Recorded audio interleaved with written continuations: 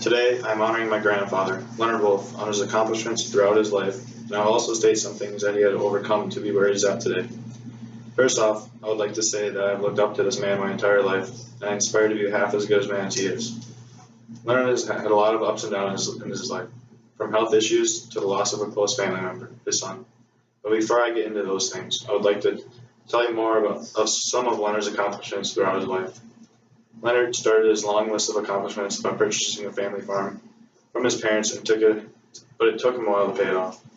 But he was dedicated to eventually getting it paid off.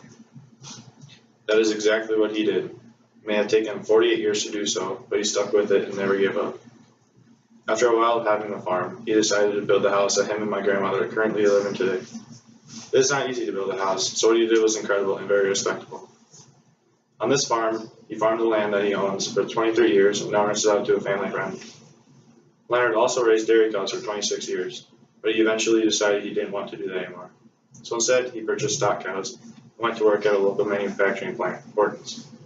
Raising cows and working a full-time job can be very difficult, but he never gave up and kept pursuing his love for cattle. I don't think there has ever been a time where Leonard hasn't had any livestock other than recently. He was also a pig farmer a while ago, and we always joke around with him and ask if he's going to get pigs again. If you didn't know, pigs are not easy to deal with. They're a pain in the butt, but he survived raising them for a couple of years. The only thing that stopped Leonard from working and raising cattle was his health. His health pretty much forced him to retire and to sell all of his cows, simply because he never knew when he would be sick or when he would be healthy. He helped build most of the buildings that are currently on his farm, and continues to maintain them. Another accomplishment of Leonard's is that he was in the National Guard for 6 years throughout his life. Although he never went into combat, this is very respectable, and I would like to thank him for his service. Leonard has had to overcome a lot of terrible things throughout his life that were devastating to him. First off, when he farmed his land, he dealt with a couple dry years of farming, but he never gave up on it. Next, he beat cancer not once, but twice. These cancers were multiple myeloma, which he needed a stem cell transplant for, and leukemia. Cancer is not a good thing, it is a hard thing to overcome, but he did it. The most recent health scare was that he was diagnosed with C. diff, which is a bacterial infection in the colon. He overcame it within the past couple of weeks and now is moving around like nothing ever happened. One of the hardest things he had to overcome was the death of his son.